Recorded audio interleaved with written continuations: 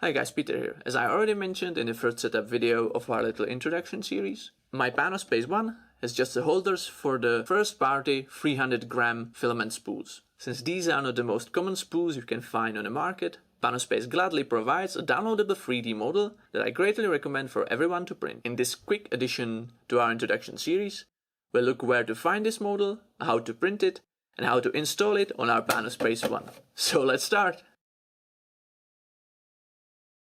To download the model, we first have to get to the International Panospace website, which I'll link in the description.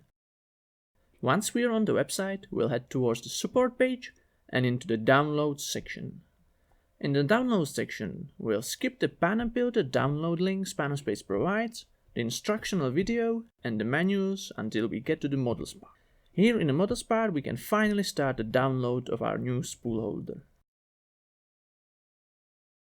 Once the model is downloaded, we can open it in a 3D viewer and see that it's a quite large spool holder that will be able to click on the sides of our Panospace One. The next step is to launch our Panobuilder slicer.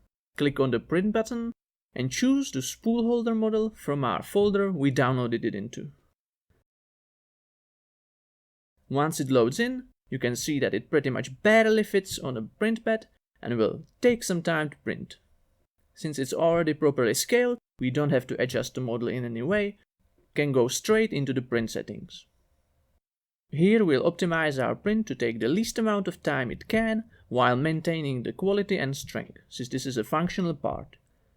We'll choose the low layer resolution, normal infill settings, regular speed, and turn off rafts, since this is a model that has large enough base to adhere to print bed properly. We'll close down the window and go straight into slicing. After loading is finished, we can double check our print settings and see how much time and material our print is going to need. Then it's just saving to microSD card or sending the program to our printer and we can print our new spool holder. Here you can see the final 3D print, how nice it looks and how perfectly it clicks on the side of our Panospace One. It also offers great motion for the largest spools. Since this spool holder gives us much higher flexibility in our choice of filament, we'll be able to use more exotic materials in our next videos. So stay tuned for that. Like this video if you liked it, share it if you found it interesting, and subscribe to see more 3D printing content.